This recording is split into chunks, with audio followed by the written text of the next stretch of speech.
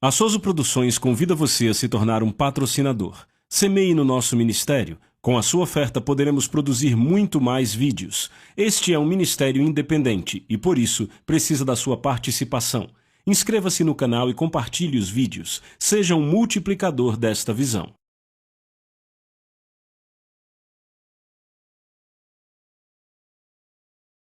Os versículos usados nos vídeos que traduzimos nem sempre correspondem a versões em português. Muitas vezes precisamos traduzir do original em inglês para fazerem sentido no contexto do vídeo.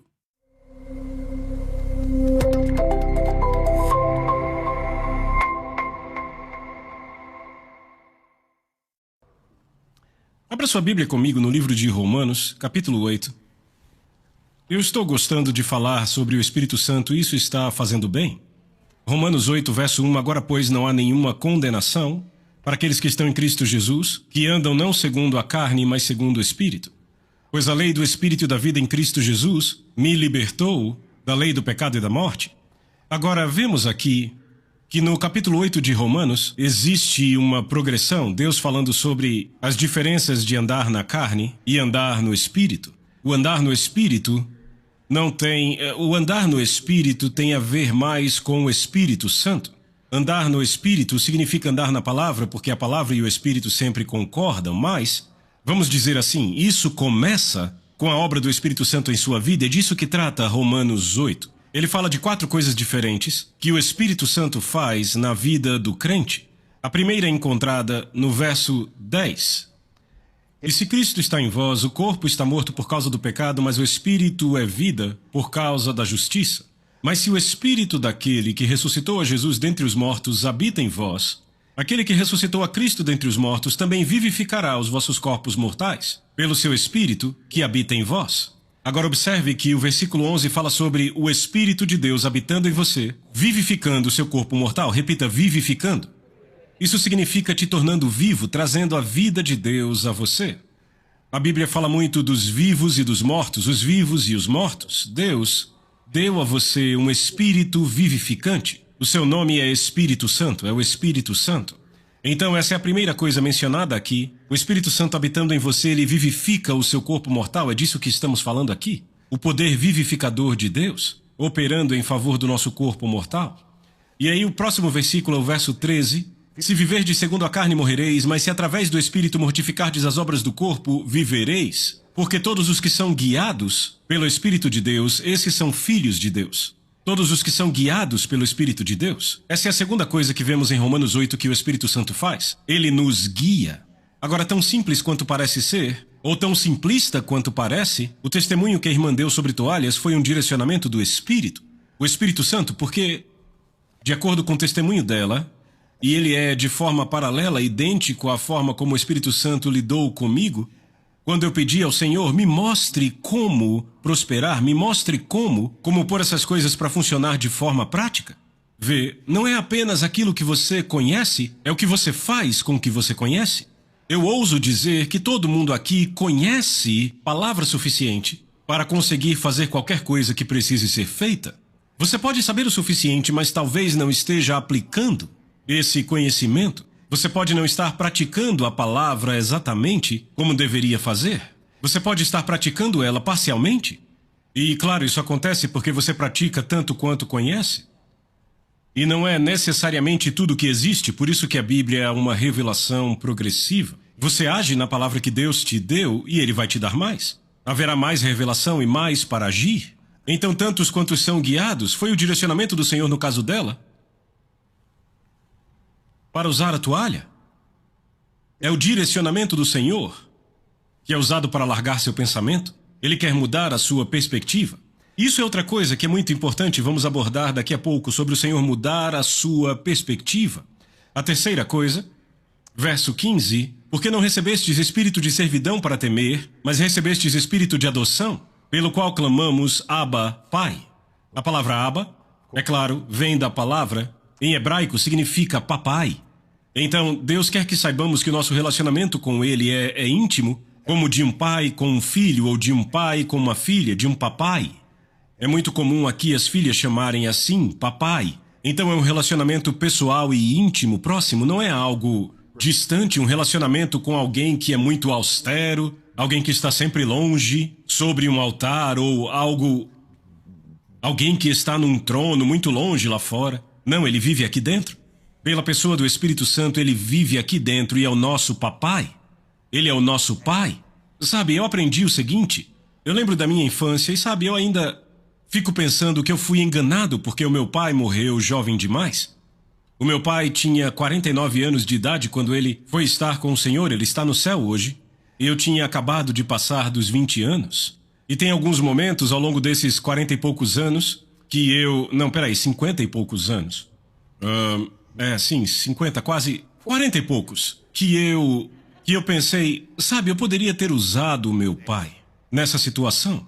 Certamente eu gostaria de ter conversado isso com o meu pai.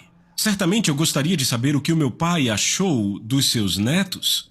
E também isso e aquilo. E, é claro, eu tenho um pai celestial que cuida de mim, que provê tudo, mas eu não me incomodo de falar. Eu fico sempre pensando como seria ter o meu pai. Você está me ouvindo? Eu não acho que um homem ou uma mulher chega a perder este desejo por um relacionamento paterno, ou às vezes, de alguma forma, essa necessidade de um relacionamento com o pai. Graças a Deus por todos nós termos Deus como nosso Pai Celestial e pela pessoa do Espírito, ele traz esse relacionamento para o foco onde percebemos que podemos chamar de Pai o nosso Pai Celestial. Papai, ele é o nosso Pai. Glória a Deus. E então, finalmente, quando vamos para o versículo 26, descobrimos a quarta coisa que Romanos 8 diz que o Espírito faz. Semelhantemente, o Espírito também nos ajuda em nossas fraquezas porque não sabemos o que devemos orar. Veja, não sabemos o que devemos orar como convém, mas o próprio Espírito intercede por nós com gemidos que não podem ser proferidos. E aquele que examina os corações sabe qual é a mente do Espírito, porque ele faz intercessão pelos santos segundo a vontade de Deus. O verso 28 diz: sabemos que todas as coisas trabalham juntamente para o bem daqueles que amam a Deus, daqueles que são chamados de acordo com o seu propósito. Então a quarta coisa que vemos aqui é que o Espírito Santo nos ajuda em nossa vida de oração. Ele nos dá a forma certa de orar. Ele nos ensina a orar. Ele nos mostra coisas a respeito da oração. E isso tem múltiplas camadas. Você entende agora? Já falaremos disso, mas mais uma vez, notem, verso 28, sabemos, repitam, sabemos. Todas as coisas trabalham juntamente para o bem daqueles que amam a Deus, daqueles que são chamados de acordo com seu propósito. Mais uma vez, eu quero que você deixe o seu treinamento denominacional de lado. Eu quero que você deixe a sua mente religiosa, todo o ensino religioso de lado, porque esse versículo não está se referindo a todas as coisas no mundo. Você não pode tirar isso de contexto. O que ele está dizendo é que todas estas coisas que o Espírito de Deus, em Romanos capítulo 8, faz, trabalham juntamente para o nosso bem. Ou seja, ele não está dizendo que derrames trabalham para o nosso bem, não está dizendo que acidentes trabalham para o nosso bem, ele não está dizendo que, batidas de carro cooperam para o nosso bem. O que ele está dizendo é que todas essas obras do Espírito, todas essas coisas que o Espírito faz, trabalham juntamente para o nosso bem. Agora, quando você está andando neste lugar e o Espírito de Deus está atuando em você e ele tira os seus limites à medida que você coopera com ele, ele pode te levar a um lugar onde até as coisas ruins que acontecem, elas acabam se transformando em benefícios para você. Você está acompanhando o que eu estou dizendo? Em outras palavras, ele pode te mostrar como pegar os limões da vida e fazer limonadas. Mas não significa que ele te deu os limões. Não significa que ele causou os problemas e muito menos que isso faz parte do plano mestre dele, um problema acontecer com você. Não é parte do projeto dele para você o fato de você passar por este fogo. Lembre-se, Sadraque, Mesaque e Abdenego, eles foram para a fornalha, mas não foi Deus que os pôs na fornalha. Os homens os puseram lá. Por que os homens os puseram na fornalha? Porque se recusaram a adorar qualquer outro senão Deus. Agora, nesse planeta, nessa terra e nesta vida, se você permanece no princípio de servir a Deus e andar com Ele, você vai ter perseguição. A única forma de evitar perseguição é voar abaixo do radar e não se parecer com um cristão. Mas ainda assim o diabo sabe que você é cristão e ele vai trazer perseguição. Então é melhor você abraçar logo isso e dizer, glória a Deus, vamos avançar. Como Matt Dillon disse uma vez, se é para ser um urso, que seja um urso grande. E se você vai ser cristão, é melhor ser um cristão dos bons. Porque são os bons cristãos que são descritos em Romanos capítulo 8, são guiados pelo Espírito. Aqueles a quem o Espírito testifica, aqueles a quem o Espírito vivifica, aqueles, glória a Deus, a quem o Espírito ajuda em suas fraquezas e ajuda em sua vida de oração. Glória a Deus. Então, a partir daí, vamos para a parte final desse capítulo e vemos no versículo 37, mas, em todas estas coisas, somos mais do que vitoriosos, através daquele que nos amou. Repitam, mais que vitoriosos. Agora, eu vou te dar algo aqui só para te animar. Verso 27. Porque ele faz intercessão pelos santos segundo a vontade de Deus. Viu esse versículo? Vê a palavra intercessão?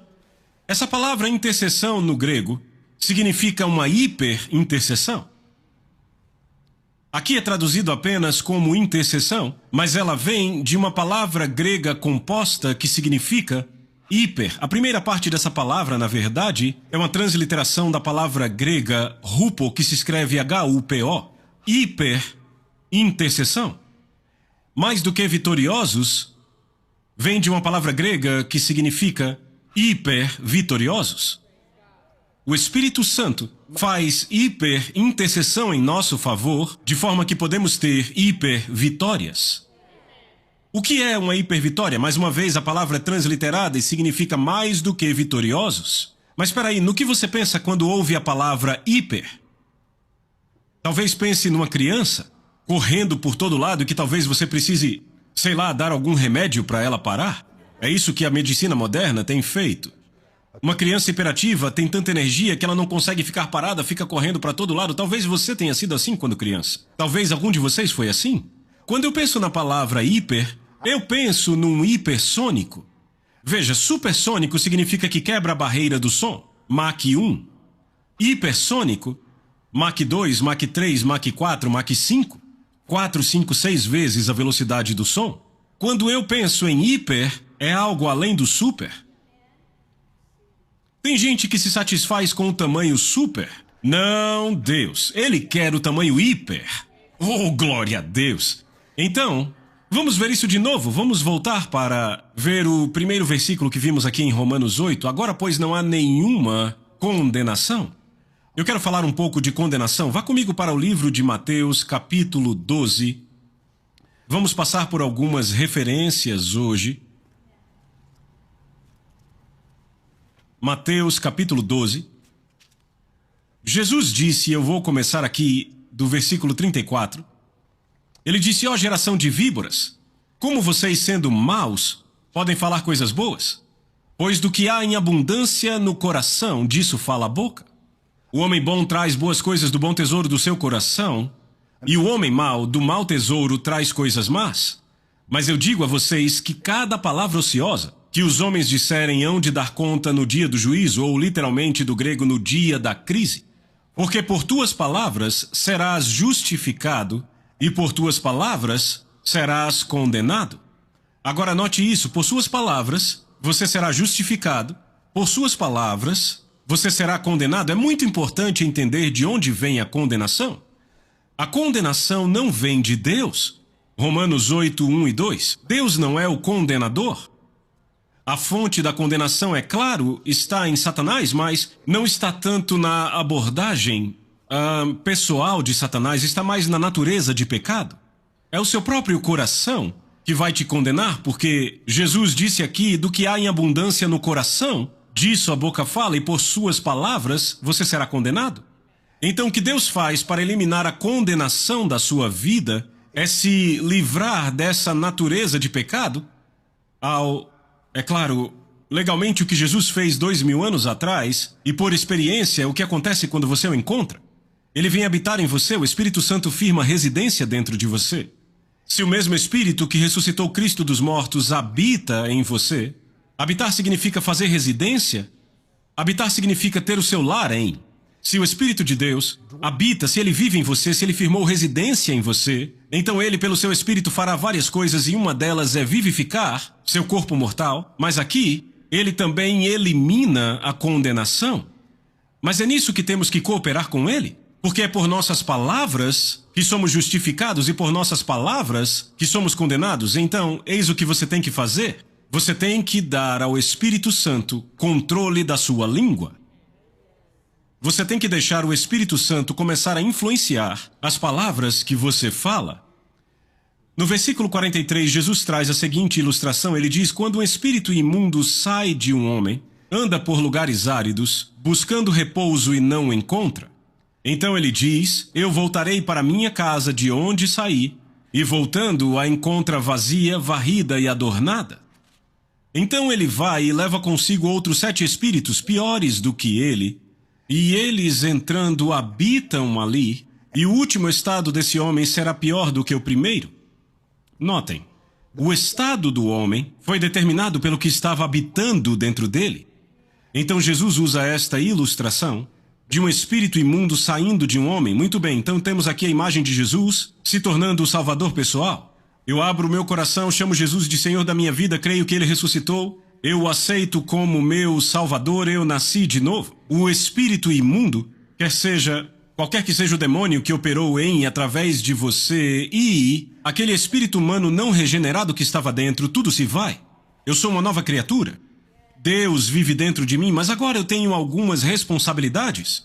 Não é simplesmente uma questão de, Deus faz tudo e eu apenas flutuo pela vida vivendo num mar de rosas.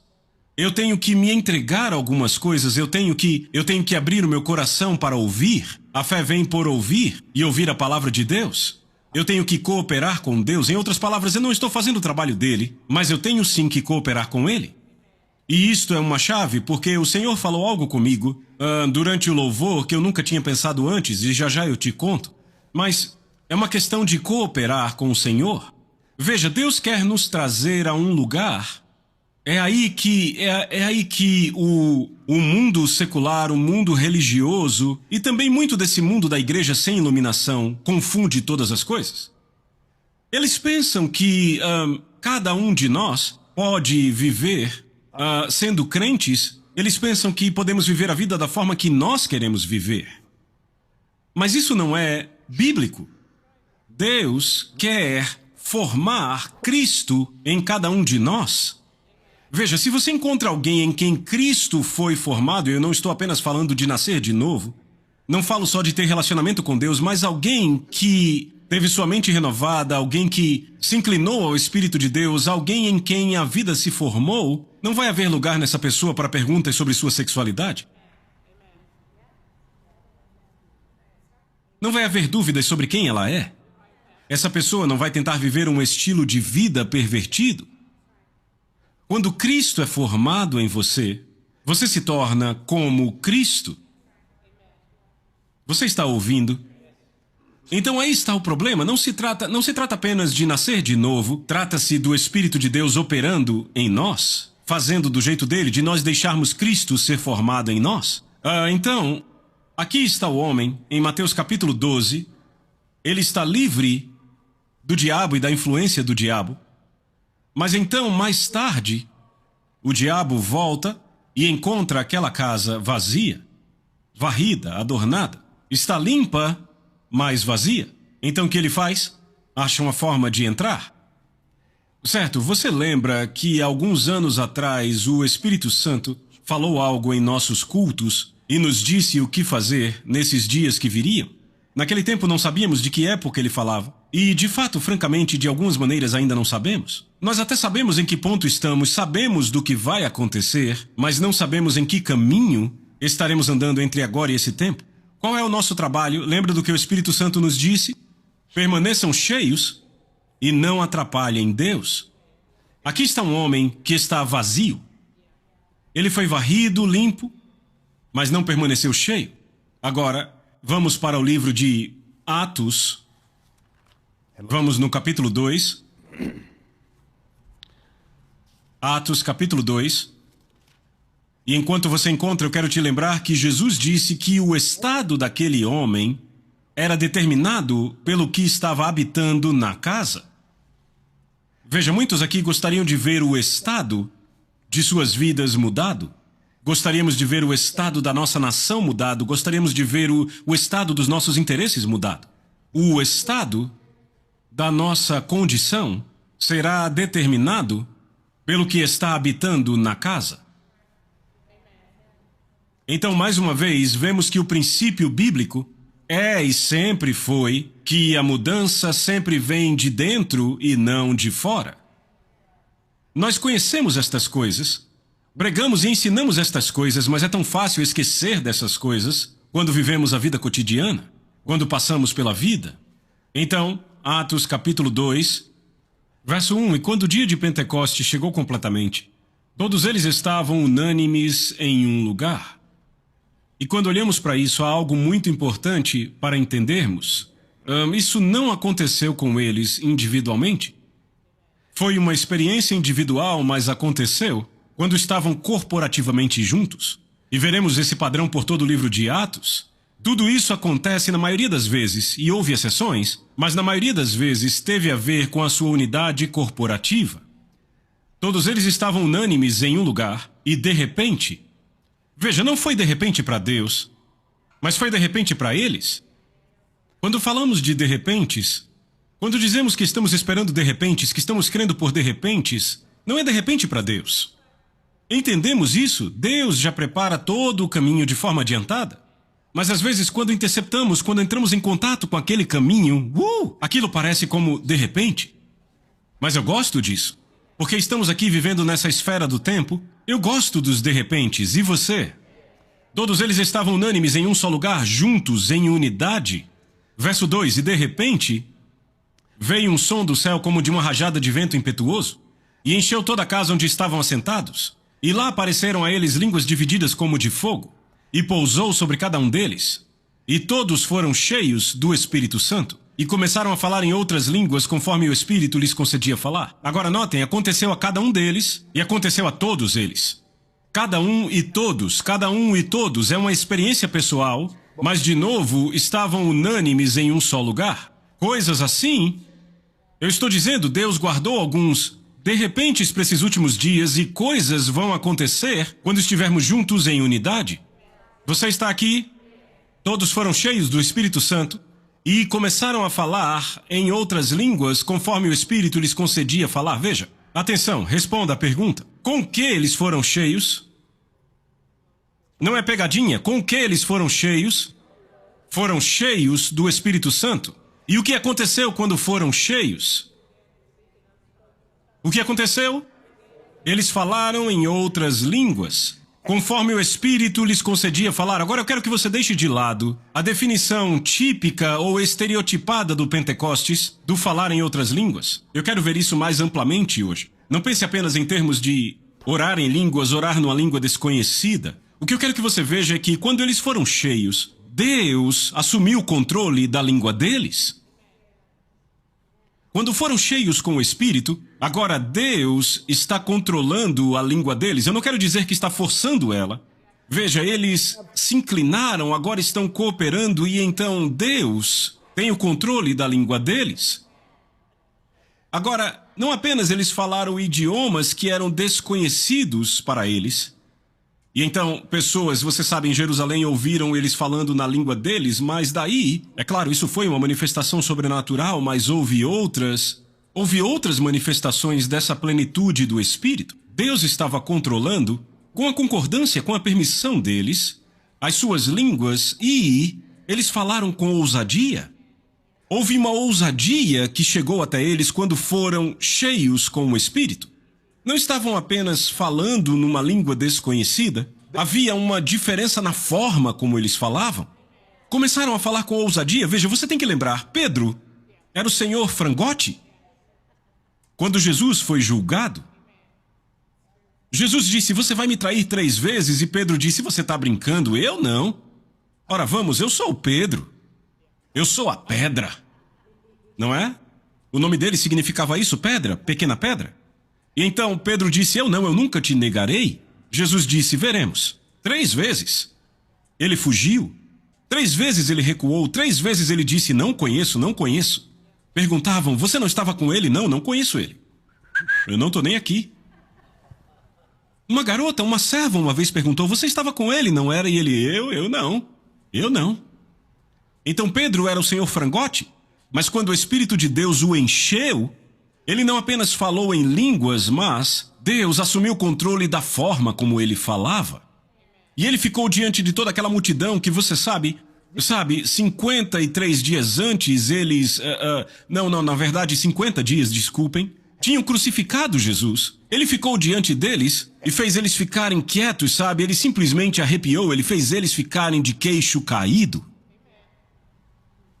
Disse a eles: é isso que vocês fizeram, mataram o príncipe da paz, agora é melhor se arrepender. E disseram: o que devemos fazer? 3.000 homens entregaram sua vida ao Senhor por causa da ousadia de Pedro. Repita: ousadia. Veja, o Espírito Santo, quando você está cheio do Espírito Santo, ele te faz ousado. Quando você é ousado pelo Espírito, eu não estou falando de você se achar. Eu não estou falando de impetuosidade, eu não estou falando de alguém que grita. Essas coisas podem servir como uma falsificação ou como substitutos da ousadia de verdade. A ousadia é uma ausência de medo. Ela não tem nada a provar para ninguém e não recua por nada. Ela se move de um jeito diferente.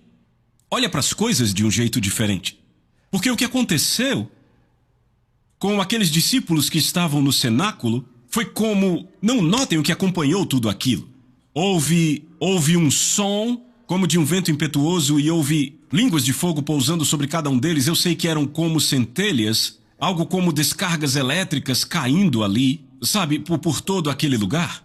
Mas o que aconteceu foi que foram cheios do Espírito Santo como... Sabe, eu sempre comparo como um balão com ar quente.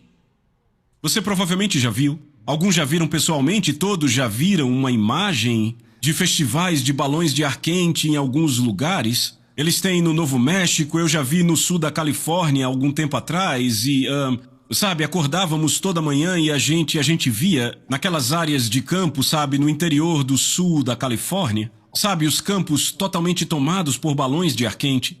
Você sabe como é o clima lá e então, toda manhã, sabe, eles... Bem cedo de manhã, a gente se levantava e olhava pela varanda e estavam todos aqueles balões subindo, era algo bonito. Era algo realmente impressionante ver tudo aquilo subindo e as pessoas dentro daqueles balões olhando para baixo, vendo todas aquelas plantações no meio daquele campo, toda aquela comunidade que trabalha com agricultura ali. E era muito legal porque muitas vezes voavam sobre as casas, todo mundo dando tchauzinho e eles respondendo.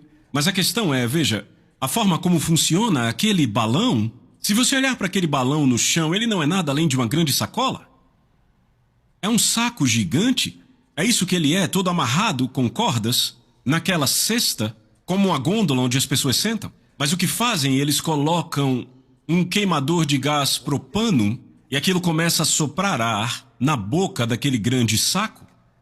E aquele ar aquecido é mais leve do que o ar frio. Começa a preencher aquela bolsa e a bolsa começa a ficar cheia, então ele vai encher aquele balão e ele começa a ficar cada vez maior e aí aquela bolsa começa a querer sair do chão. Basta alimentar com ar quente, você não precisa orar, não precisa implorar, não precisa içar, não precisa de um guindaste ali, você só continua alimentando aquilo com aquele ar quente e ele se expande e sobe assim e ele começa a fazer força. Começa a esticar aquelas cordas que o seguram e então começa a puxar com força todas aquelas cordas e se não tiver preso ao chão, aquela cesta se vai. Porque o balão vai. Vem. Então na hora certa todo mundo dentro da cesta, é hora de soltar aquelas cordas e continuam queimando o gás. E esse é o barulho que o queimador de propano faz, O som é assim. Se você colocar um peru ali, com certeza você vai assá-lo, eu não tenho dúvida, ele... E aquele calor fica enchendo aquele balão e aquele balão vai ficando maior e maior, cada vez mais leve, e vai puxando e puxando e puxando. E antes que a gente perceba, ele já está fora do chão. Foi o que aconteceu com a igreja. Todos eram como bolsas ali, todos limpos, mas estavam leves demais, sem volume. E então vem o Espírito Santo e há um som de um vento impetuoso. E foram cheios com o Espírito Santo. E aí, de repente, saíram daqui e foram para cá, mais alto. E aí saíram daqui e foram para cá. Veja, por exemplo, vocês são o mundo, entendam, e eu sou a igreja. Agora então eu vejo tudo diferente? E eu continuo subindo aqui. Agora então, eu vejo tudo de forma diferente. É claro, eu sei que vocês conhecem esse clichê. Está nos cartazes. Entenda, isso vem da aviação. A sua atitude determina a sua altitude. Alguém conhece esta frase? A sua atitude determina a sua altitude. Certo? Eu acho que eu estou citando certo. Dave, por favor, pega aquele avião ali para mim. Tem um avião ali na estante, bem rápido. Então, esse é um conceito da aviação. E temos a razão para funcionar desse jeito. Vem correndo, Dave. Você é uma tocha de fogo. Obrigado. A sua atitude é esse eixo aqui, para cima e para baixo. Sua altitude é o quão alto ou baixo você está. Então você já viu isso? Vocês já viram um jato? E a propósito, não tem nada mais legal no mundo do que observar um jato decolar de um pequeno aeroporto. A única coisa mais legal do que isso é pilotar aquele jato decolando daquele pequeno aeroporto. Eu tô falando. É legal demais. Pergunte à minha esposa, pilotos são muito legais. Então, a atitude determina sua altitude, muito bem. Você vê um jato decolando e ele vai assim. Ele muda a sua atitude e começa a subir mais alto. Mas isso é apenas parte da equação. Porque sem essas turbinas empurrando, não importa para que lado ele aponte, ele não vai mais alto. Essas turbinas se parecem com aquele queimador de propano que enchem o balão de ar quente. Basicamente o que temos aqui é querosene misturado com ar comprimido. Temos a ignição. Isso vai soprando aqui na traseira da turbina. E sabe como é o som? O som é desse jeito. E então, com este impulso, a atitude do bico do jato consegue fazê-lo subir a uma altitude mais alta? Eu não sei se você já viu isso ou não. Isso é a coisa mais legal de um jato. Se você já viu um jato militar, digamos um F-15 Eagle, imagine asas como de águia, correndo e não se cansando, andando e não desfalecendo. Às vezes, sabe, aqui perto na base de Birmingham ou em outra base militar, um jato militar pode requerer uma subida sem restrições para 10 mil pés. Normalmente, você vê um desses aviões da Southwest ou da Delta, eles decolam e aí eles vão, depois da decolagem, sobem para 2.500 pés e só podem ir até aí. E então o controlador depois vai dizer, você pode subir até determinada altitude e eles ficam subindo dessa forma. Às vezes acontece rápido e você não percebe que há essa parada nessa altitude, mas é uma subida restrita. Um jato militar, isso é maravilhoso, eu gostaria de um dia poder fazer isso. Eu ainda tenho vontade hoje, mas há algumas vezes em que um jato militar solicita uma subida irrestrita para 10 mil pés. Veja, um jato F-15 Eagle tem impulso suficiente que o torna capaz de acelerar verticalmente. Qualquer um com uma taxa de impulso de 1:1 é capaz de acelerar verticalmente dessa forma aqui. A maioria dos jatos não tem esse tipo de impulso. Então, aquele F-15 decola assim e está liberado para subida irrestrita até 10 mil pés. Ele decola, turbinas no máximo, você vê as chamas saindo. E ele sobe com o nariz para cima assim. E ele sobe direto para 10 mil pés. E quando chegam em 10 mil pés, ou pouco antes de 10 mil pés, rolam assim. E aí nivelam desse jeito. E aí viram assim. Porque assim é mais fácil do que assim. Força G.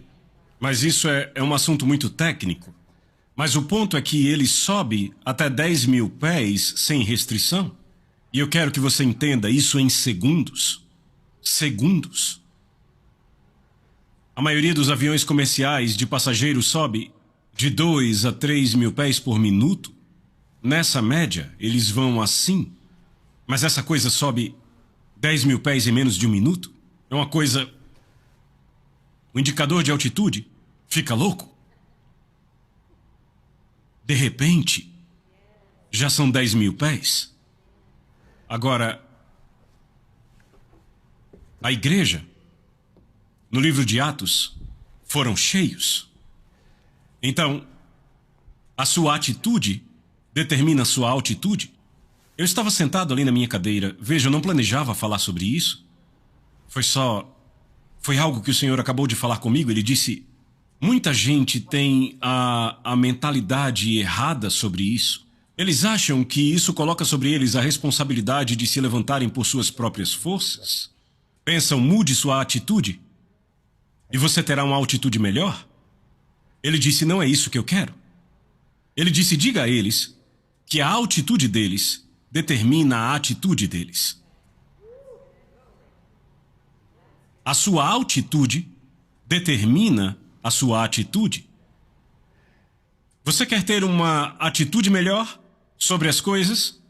Tudo que você precisa é uma visão com os olhos de Deus da vida. E como você tem essa visão com os olhos de Deus? Seja cheio. Seja cheio. E aí, de repente, Pedro e os outros discípulos, no dia de Pentecostes, foram cheios do Espírito e a sua atitude mudou. Porque a sua altitude mudou.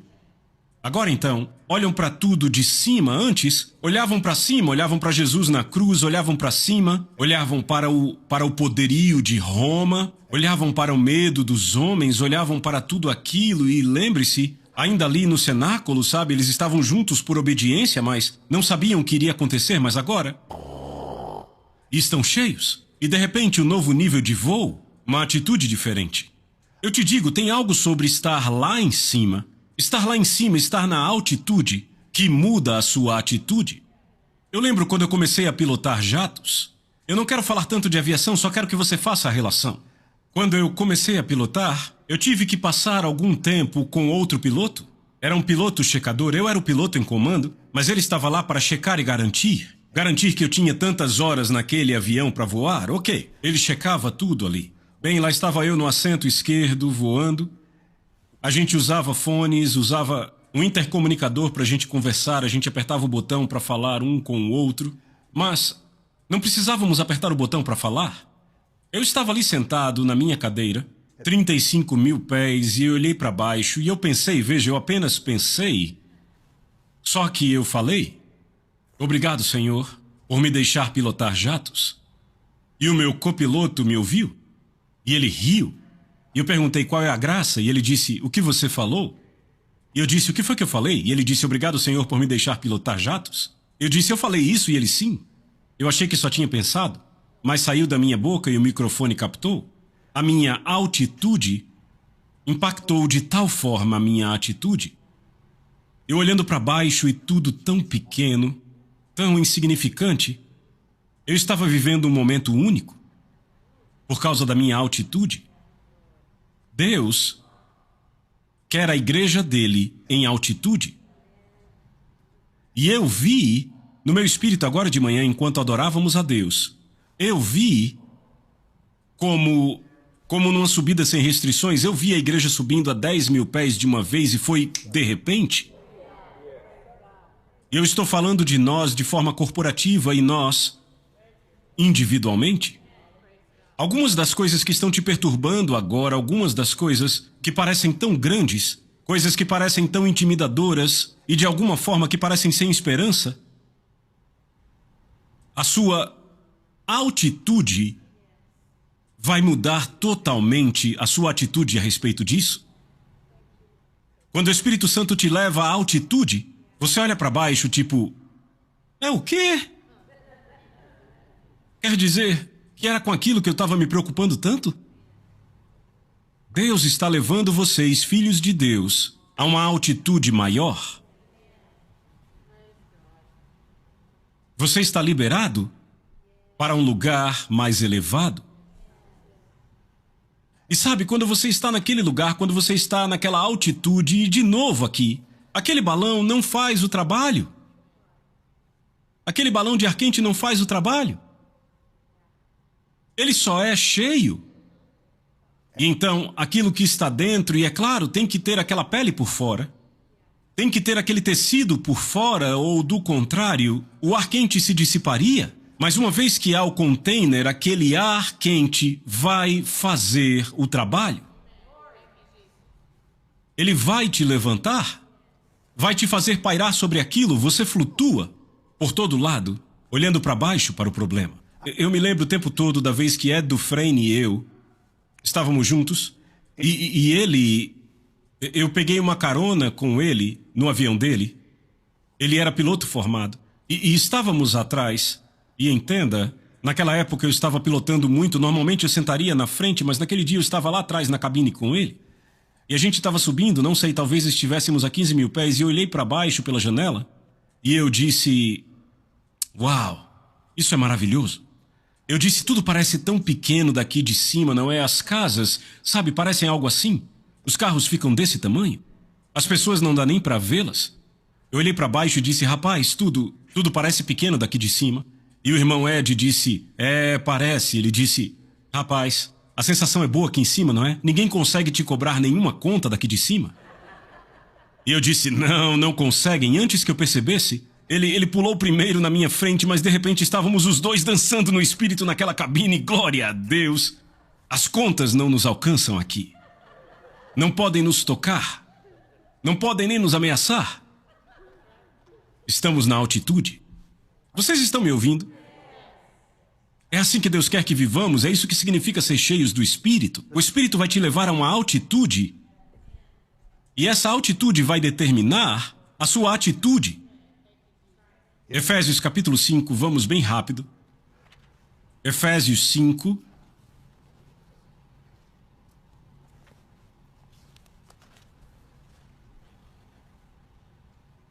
Verso 14, 5:14. Pelo que ele diz, desperta, ó tu que dormes, e levanta-te dos mortos e Cristo te dará luz.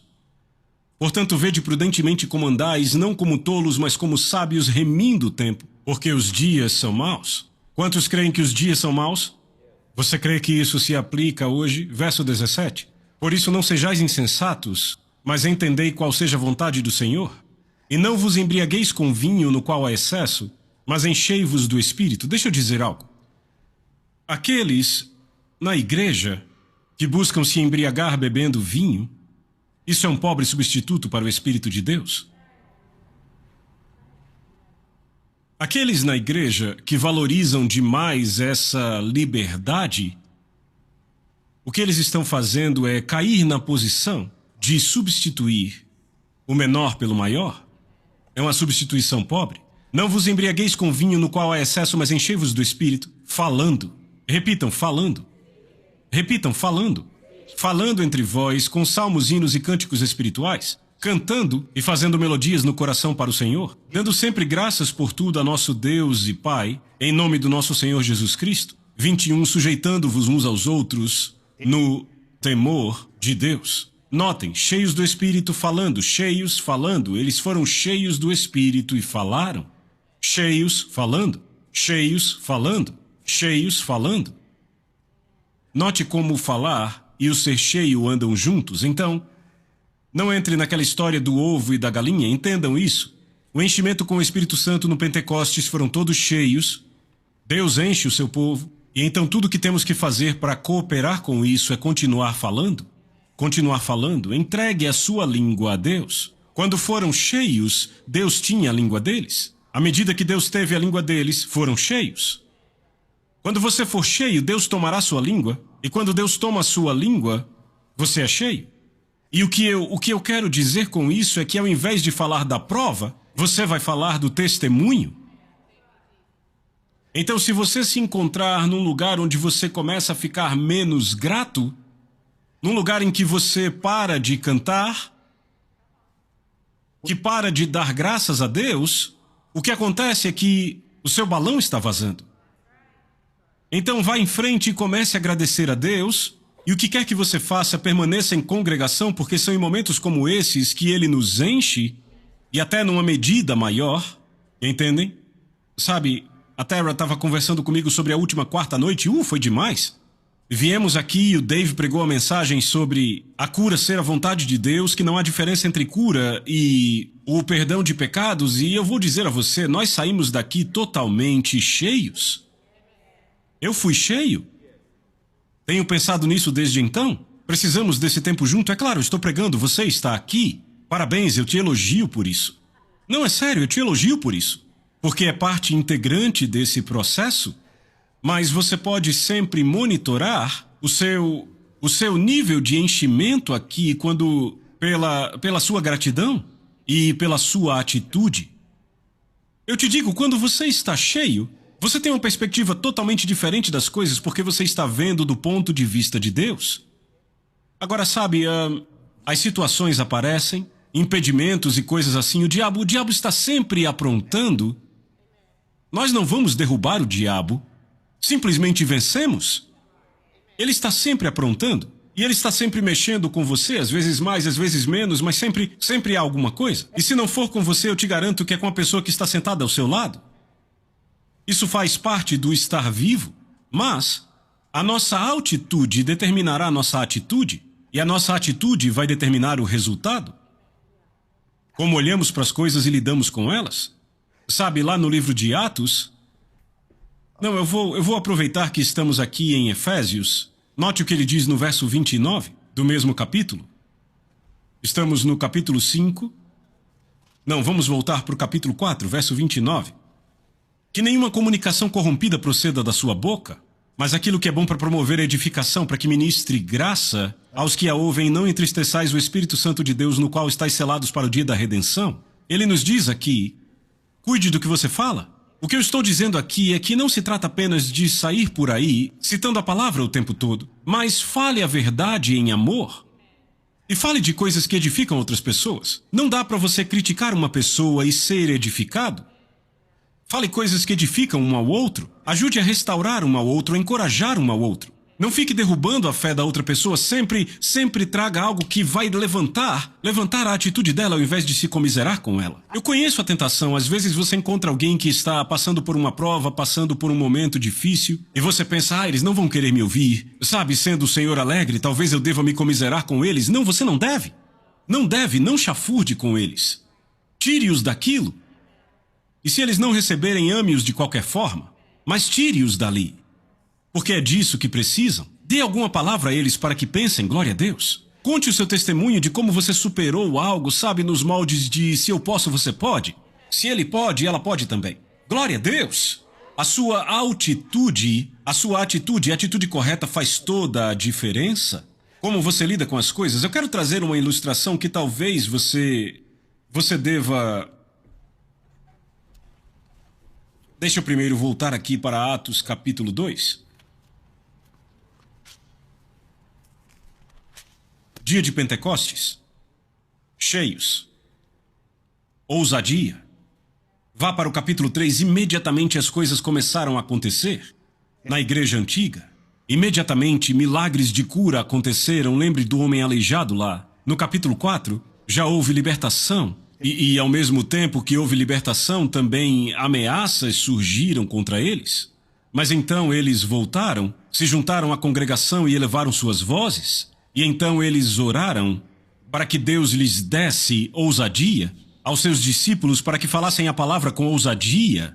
E quando oraram, o lugar foi abalado, isso é o verso 31, onde estavam reunidos e foram cheios do Espírito Santo e falaram. Eles falaram, foram cheios e falaram, vejam como as duas vão juntas. Foram cheios e falaram, foram cheios e falaram.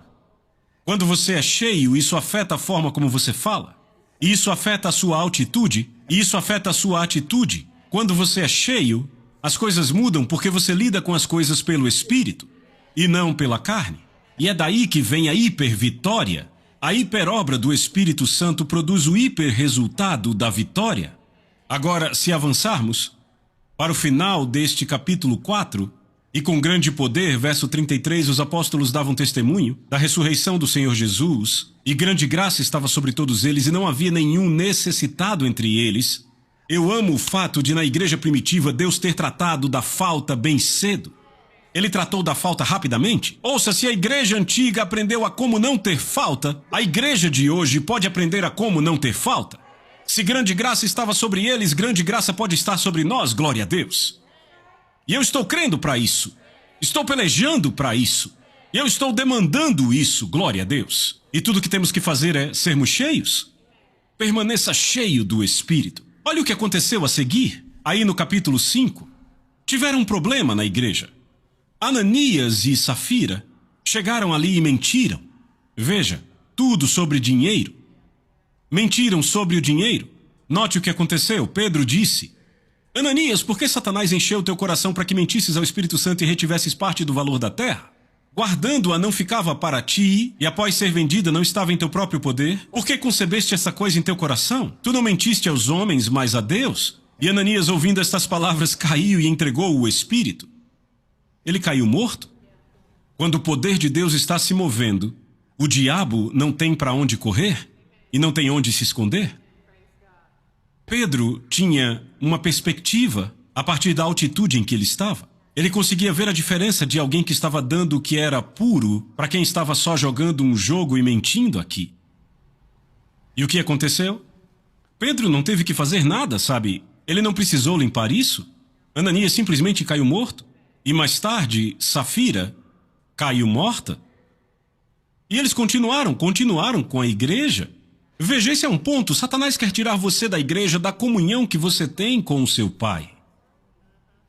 Mas quando você tem a altitude certa, terá a atitude correta e as coisas acontecerão pelo Espírito. Eu amo lidar com as coisas pelo Espírito. Sabe, um tempo atrás, isso já aconteceu comigo, sabe, inúmeras vezes, sei lá, eu já cansei de contar. Problemas de pessoas, sabe? Coisas acontecendo na vida das pessoas. E sabe, quando você prega uma mensagem de vitória, se alguém está passando por uma tribulação e não tendo uma vitória, se elas não guardarem o seu coração, vai chegar um momento em que elas vão se virar e ficar com raiva de você. Elas vão te culpar porque não está acontecendo para elas como você disse que aconteceria. Então, não faz muito tempo eu tive uma situação e um cara começou a me mandar mensagens. Ele não vinha mais aqui nessa igreja, ele veio muito tempo atrás. Então ele já tinha frequentado aqui uma época, ele começou a mandar mensagens. E ele começou a me xingar, e começou a me acusar e a me ameaçar minha família, falou coisas do tipo, sabe, o objetivo da minha vida agora é derrubar você. Sabe, você começa a ouvir coisas assim, começa a meditar em coisas assim, e antes de perceber já está olhando sobre os ombros, tipo, o que ele quis dizer com isso? Ele quer me matar? Ou será que só quer me machucar? Você entende o que eu digo? E aí esse clima de ameaça continuou. E um dos funcionários da igreja viu ele dirigindo pelo nosso estacionamento, checando tudo. E ele tirou uma foto dele, eu sabia que era ele. E imagine, o funcionário nem sabia sobre o problema. Mas enfim, recebendo todas essas ameaças, ele me mandando mensagens por semanas, recebendo mensagens bem longas. E sabe, você lê o texto e meio que sabe o que está acontecendo? O cara estava bebendo. Ele ficou bêbado e aí começou a me ameaçar. Começou a fazer todas essas coisas. Bem, eu pensei nisso por um tempo e depois simplesmente deixei pra lá. E claro, quando chegava numa loja eu ficava olhando pro lado assim, pra ver se você reconhece alguém, coisa do tipo. Mas o Espírito de Deus me lembrou de algo. Ele disse, filho, resolva isso no Espírito. Você não precisa se preocupar com isso, nem lidar com isso aqui. Resolva isso no Espírito. Eu aprendi anos atrás como fazer isso. Eu disse, ok, muito bem. Bem, numa conversa eu acabei falando com um dos membros da igreja e calhou que ele conhecia o homem e acabou tendo uma relação estranha com ele. Eu disse, quer saber, vem cá, vem cá. Então fomos ao meu gabinete e eu disse, vamos lidar com isso no Espírito. Eu disse àquele homem, venha cá, vamos dar as mãos aqui. E você só concorda com a oração? Eu disse, em nome de Jesus, eu cancelo essa obra desse demônio contra mim, contra a minha família e contra esta igreja em nome de Jesus. Satanás, as suas ameaças caem agora por terra. Você não vai vencer nisso, então apenas cale a sua boca e não me incomode de novo. Eu vou dizer a vocês, era infalível, todo dia eu recebia mensagens, algumas longas, algumas curtas, mas era isso. A partir daquele momento, até hoje, já fazem vários anos, eu nunca mais recebi nenhuma mensagem daquele cara. Corte isso na raiz. Lidar com as coisas no Espírito. Paulo disse isso à igreja de Corinto. Ele disse, tem fornicação entre vocês, tem esse cara que está morando com talvez a madrasta dele, a mulher do pai. Ele disse, lidem com isso. Entreguem este ao diabo para a destruição da carne, para que o espírito possa ser salvo no dia do nosso Senhor Jesus. Paulo disse, vocês se juntam e eu com vocês em espírito, façam isso em nome do Senhor. Eles fizeram, e quando já estava na carta de 2 Coríntios, o cara já tinha se arrependido e voltado, e Paulo disse, deixa ele entrar? Você pode lidar com tantas coisas no espírito, sem ter que lutar contra carne e sangue. A sua altitude determina a sua atitude. Se você se sentir combativo, está na altitude errada. Se sentir com medo, está na altitude errada. Se você se encontrar perturbado, se estiver sem paz, está na altitude errada.